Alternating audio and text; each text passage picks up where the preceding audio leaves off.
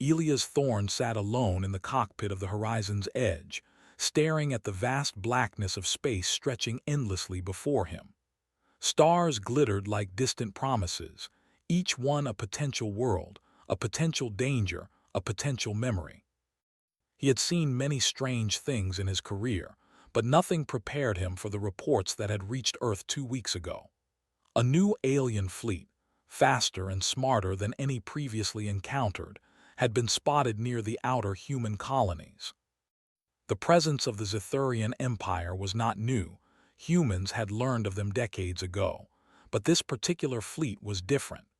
It carried the unmistakable signature of strategic brilliance, one that only a mind like the Queen-S could produce. Elias rubbed the bridge of his nose and recalled the distant, almost forgotten memories of his childhood. He had been only 10 years old when he had first met her, not the queen he now feared, but a young Zithurian girl named Lyra.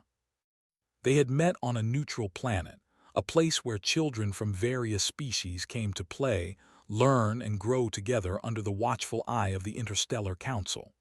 Their cultures were strange to one another, yet somehow, in their innocence, they had formed a bond. A vow had been made, whispered beneath the shade of a crystalline tree, that if they ever met again they would protect one another, no matter where life had taken them. He shook his head as if trying to shake the memory free. It had been over 20 years. Childhood promises meant little in the harsh reality of interstellar politics, he told himself. Childhood friends could grow into enemies, especially when empires and fleets were involved. The thought that Lyra, now the most feared ruler of the Zithurian Empire, might remember that vow seemed almost impossible. He had to focus on the mission. The mission was straightforward, or at least as straightforward as anything involving an alien empire ever could be. The human colonies on Delta 9 were reporting disruptions in communications, resources being intercepted, and strange, precise attacks on their outer stations. Elias and his crew were tasked with reconnaissance, observe, record, and return. They were not meant to engage. Humans had learned the hard way that direct confrontation with the Zithurians without strategy was almost always fatal. As the Horizon's Edge approached the edge of Zithurian-controlled space, the crew grew tense. The Zithurians were known for their psychic coordination during battle, a kind of mental network that allowed them to move as one. Their ships were sleek, agile, and nearly impervious to the standard human weaponry. Elias glanced at the holographic map projected before him. There, glinting faintly in the darkness, was a fleet unlike any he had seen. It was organized with precision, each vessel perfectly aligned, each movement calculated to perfection. And at the center, the command ship floated with quiet majesty, its form elegant and yet terrifying. "Captain," said Lieutenant Mara Jin, her voice tense, "those readings, I've never seen anything like it. The energy patterns, it's like the ship itself is alive, like it's anticipating our every move." Elias nodded slowly. "Keep us cloaked. Do not engage unless I give the order. I need to see who's commanding this fleet. And keep your eyes open for anything familiar." Mara raised an eyebrow. "Familiar? In a Zithurian fleet?" Elias allowed a small, grim smile. "You'd be surprised. Sometimes the universe remembers people we think it has forgotten." As they edged closer, the surface of the command ship shimmered. He could not help it, his breath caught in his throat. There was something in the aura of that vessel, a presence that seemed to pierce through the void and into his mind. He had felt it before, long ago, in a memory almost buried beneath years of training and discipline. Lyra. But surely it could not be her. She had to be older now, a ruler who had known no childhood innocence for decades. The thought that she might even remember their bond was unsettling. Elias forced himself to focus. Intelligence first, emotion later. They were nearly in range when a bright pulse of light streaked past the horizon's edge, missing them by mere meters. Warning sirens blared. Mara's hands flew over the controls. "Captain, they've detected us." Elias clenched his jaw. "Hold course. "Do not fire. Let's see what they want." A communication channel opened, static filling the cabin before a voice resonated, not in human language, but directly into his mind. Elias felt the words, their cadence, the subtle inflection that carried both authority and familiarity. "Elias Thorne," the voice said, soft yet commanding, "you have entered Zethurian space without clearance." Elias froze. The tone, it was familiar. It carried a weight, a memory, a subtle warmth beneath the command. He looked up at the projection on the screen, and there she was, Lyra, unmistakable even after decades. Her features were alien yet beautiful, her eyes reflecting both intelligence and something he could not immediately name. "Lyra," he whispered under his breath. Her gaze swept over the fleet over him and paused just slightly on the horizon's edge. There was recognition there, undeniable, but it was tempered with duty, with the weight of an empire resting on her shoulders. Elias felt his chest tighten.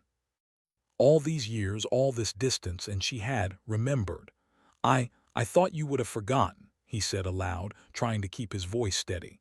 Lyra's lips curved slightly, a faint smile that did not reach her eyes. "Childhood promises are not so easily forgotten, Elias. But I am no longer a child, and my duty comes first." Elias nodded, understanding the impossible position she occupied. He could not expect her to abandon her empire, and yet the memory of that vow stirred hope in him, a hope that even in the darkest corners of space, human traits like loyalty, trust, and moral courage could matter. Before they could speak further, a sudden jolt threw the ship. Explosions lit the void outside as smaller Zethurian vessels intercepted the humans' path. "Evasive maneuvers," Elias shouted. "Mara, take us down to the nebula. Lose them in the debris field." The ship shook violently as energy beams cut through the blackness, missing by inches. Elias felt his stomach churn, his hands gripping the controls.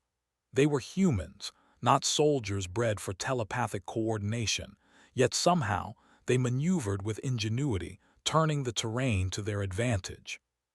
The nebula's swirling gas and debris provided cover, allowing them to vanish from the Zethurian sensors, at least for a moment. As they drifted into relative safety, Elias allowed himself a moment to breathe. He knew the reality. They had not defeated the Zethurians. Not even close, but they had survived, using human traits that aliens often underestimated: intuition, adaptability, and daring. Hours later, when the horizon's edge emerged from the nebula, Elias received another mental communication. It was Lyra, her voice calm, almost gentle now. "You survived, Elias, that is impressive." Elias swallowed hard. "You saved me. Why?" There was a pause. In that pause he sensed more than words could convey. Lyra had remembered. She had remembered the vow, and despite the responsibilities of ruling an empire, she had acted to honor it, if only quietly. "Because some promises are worth keeping," she said finally, and the connection ended. Elias sat back in his chair, the weight of the universe pressing on his shoulders. He had expected hostility, diplomacy, perhaps even death. Instead, he found a reminder of what made humans remarkable: the ability to hold on to memory, to loyalty, and to hope, even across light years and years of separation. Back on Earth, the Council awaited his report. Elias knew he would have to choose his words carefully. The Zethurian Empire was powerful, and the Queen, Lyra, was intelligent beyond measure. To underestimate her would be fatal, and yet, to ignore the bond that existed between them would be foolish. He drafted the report, emphasizing the fleet's sophistication and the potential threat, but he added one personal note, a caution hidden beneath the sterile language of intelligence. "The Queen of the Zethurians may yet remember, more than duty alone." That night, Elias stared at the stars from his quarters. He thought of the crystalline tree, of the laughter of two children from different worlds, and of a vow that had endured across decades. Somewhere in the vast expanse of the galaxy, Lyra remembered as well. And for the first time in many years, he allowed himself a spark of hope. Perhaps humanity's greatest weapon was not firepower or technology, but something far simpler: the enduring strength of human character, of promises kept, and of trust that could transcend even the darkest reaches of space. He did not sleep. Instead, he planned. If Lyra remembered, there was a chance, however slim, that they could find a way to avert a war that could destroy both their peoples. He thought of tactics, of negotiations, and of the delicate balance between hope and survival. And as he worked, he realized one truth that no alien fleet, no weapon, and no empire could ever destroy. Humanity did not surrender to despair. Humanity survived.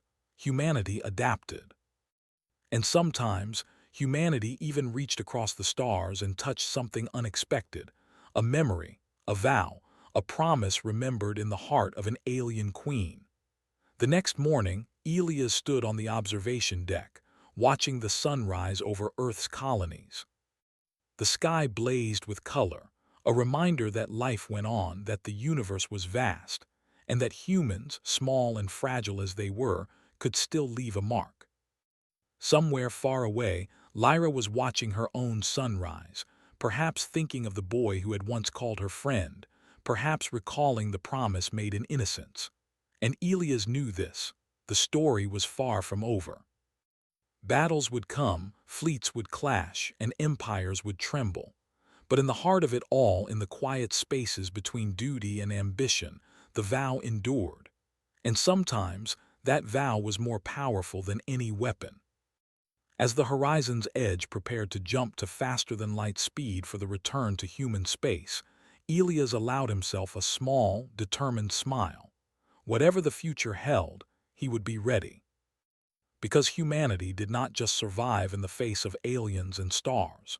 Humanity thrived through courage, ingenuity, and the unbreakable bonds that even time and distance could not erase. And somewhere across the void, the Queen remembered it always. Elias Thorne's ship cut through the blackness of space, the stars stretching like frozen rivers around him. Despite the speed of the horizon's edge, his thoughts were slower, circling one image: Lyra. The queen of the Zethurian Empire, once a child he had trusted, now a ruler whose power could crush entire human colonies. And yet, she had saved him.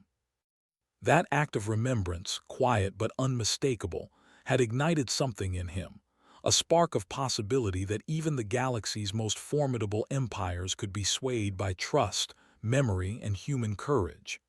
He had spent the journey back planning, not for attack, but for parley.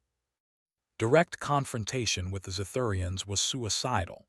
The fleet alone could wipe out a human colony with ease. But Elias believed that intelligence, ingenuity, and the enduring bond from his childhood could create a bridge between two worlds that were dangerously close to war. Upon reaching Earth's council, he presented his findings. The room was silent, tension hanging heavy in the recycled air. Every officer, diplomat, and strategist understood the stakes. "The fleet is unlike any we've seen," Elias said, his voice firm, "and its command ship is unlike any fleet commander we've faced. Intelligence reports confirm that the Queen personally directs fleet maneuvers. I don't believe this is just military skill, it's genius.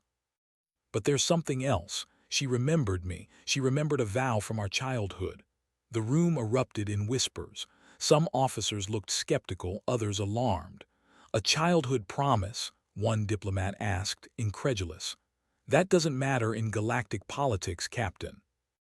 We need practical solutions, not memories." Elias shook his head. "It matters more than you think. If she acted to save me once, there's a chance, just a chance, that her decisions aren't entirely cold. That vow, it could be a way to open dialogue before war begins." The council debated late into the night, weighing risk against hope. Finally, they agreed to authorize a diplomatic mission, but one that carried the utmost secrecy. Elias would travel alone aboard a small, unarmed vessel, approaching the Zethurian flagship under a flag of parley. It was dangerous, but the alternative, full-scale war, was far worse. Elias prepared for the journey, reviewing the old memories that haunted and guided him. He recalled Lyra's laughter among the crystalline trees, her fascination with human games, and the solemn way she had whispered their childhood vow. He remembered the sincerity in her eyes, the quiet determination that had set her apart from other children. If she had carried that with her into adulthood, as he now suspected, it might be humanity's only leverage. The journey to Zethurian space was tense. Elia's vessel, the Aurora's Whisper, was small, sleek, and nearly invisible to the Zethurian fleet. He entered the enemy system cautiously, relying on the knowledge gained during their last encounter.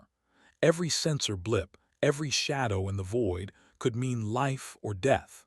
As he approached the flagship, the enormity of Lyra's presence became undeniable.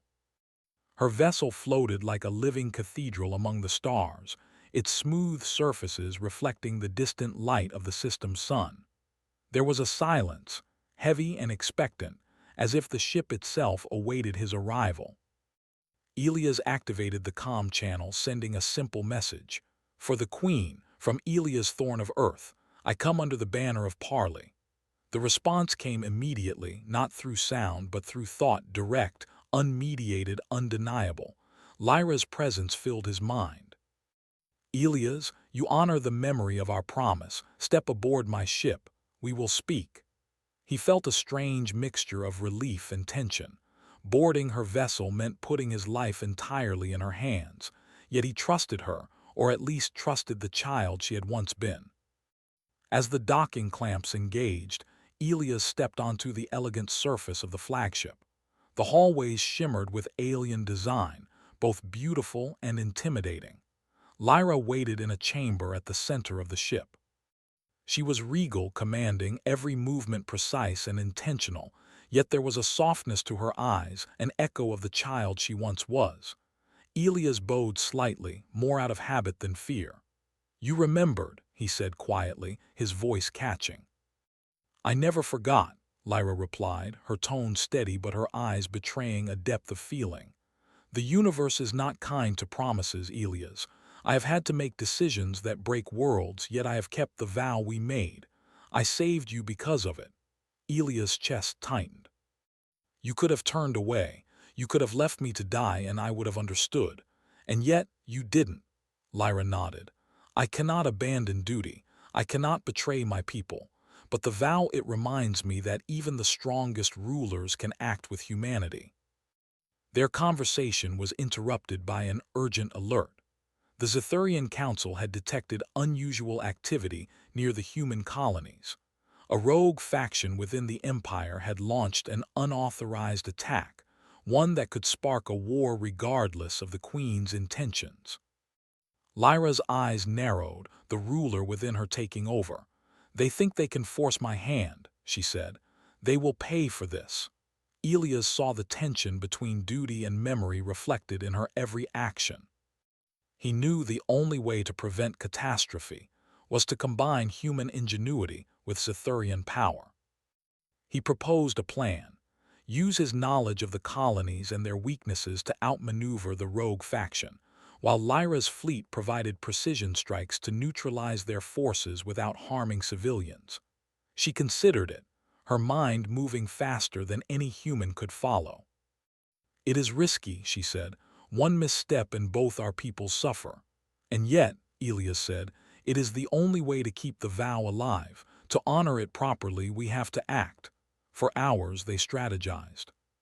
They planned ambushes, diversion tactics, and the use of communication jamming to mislead the rogue Zethurian fleet. Every decision tested the combination of human creativity and Zethurian precision. By dawn, a plan was in place. The battle was swift and brutal. Human ships, guided by Elias' knowledge and daring, moved like shadows, exploiting every flaw in the rogue fleet's formation. Zethurian vessels, directed by Lyra's mind, struck with surgical precision, disabling weapons and engines without causing unnecessary destruction. In the midst of the chaos, Elias and Lyra maintained a silent connection, coordinating their forces with a trust that transcended language, species, and years. The rogue faction, confident in their strength, found themselves outmaneuvered at every turn. Ships that were meant to destroy human colonies instead floated powerless in space, captured and contained. By nightfall, the rogue faction was defeated. Casualties were minimal, but the message was clear. Lyra ruled, and her decisions were guided by more than ambition. They were guided by memory, by loyalty, and by the promise she had made long ago. Elias and Lyra met once more in the command chamber. Silence stretched between them, a quiet acknowledgement of what had just transpired. "You saved millions today," Elias said. "No," Lyra replied softly. "We did, together." He nodded. The simplicity of the statement belied the complexity of their achievement. They had bridged the gap between species, between empires, and between decades of history, all because two children had once made a vow. The aftermath was delicate. Lyra restored control over her empire, punishing the rogue faction but sparing those who had acted out of fear rather than malice. On Earth, the Council received news of the battle's resolution, cautious but hopeful. Diplomacy between the two species had not only survived but thrived, guided by mutual respect and trust. In the quiet that followed, Elias and Lyra stood together on the observation deck of her flagship, watching stars shift as ships moved through space. They spoke of memories, of childhood games, and of the strange, enduring power of promises. Neither ignored the reality of their positions, but both recognized that humanity's capacity for loyalty, courage, and moral integrity could influence even the most advanced civilizations. "Do you ever regret becoming queen?" Elias asked, his voice low. Lyra shook her head. "No, I have a duty, but sometimes I wish I could be the child who laughed beneath the crystalline trees, who knew nothing of fleets or war. That child, she is still part of me." "And that child remembered you," Elias smiled. "And I remembered her, always, even when I thought I had forgotten." They stood together in silence, two figures from vastly different worlds, yet connected by something older and stronger than technology or politics. The galaxy stretched before them, vast and unpredictable, but for the first time in years the future seemed full of possibility. As Elias prepared to return to Earth, Lyra placed a hand on his arm. "Do not see this as a farewell. The vow is not just memory, it is a living bond. One day the galaxy may test us again. When it does, we will face it together." He nodded, understanding the gravity of her words. The galaxy was full of danger but also full of opportunity. And humanity, with all its flaws and strengths, would continue to thrive, guided by courage, ingenuity, and the enduring power of trust. The Aurora's whisper detached from the flagship and leapt into faster-than-light travel, carrying Elias back to human space. He looked at the stars streaking past, feeling the weight of responsibility and the warmth of hope. Humanity had survived yet another test, not through brute force alone, but through qualities that aliens often underestimated: the ability to remember, to forgive, and to honor the bonds that made them human. Somewhere in the expanse of space, Lyra watched the retreating ship. She allowed herself a small smile, a fleeting moment of personal peace amidst the weight of empire. The vow had endured. The galaxy remained vast and uncertain, but one thing was certain. Humanity, with its courage and heart, had proven once again that it could influence even the stars themselves. And the bond they had shared as children, fragile yet unbroken, had shaped the fate of two worlds.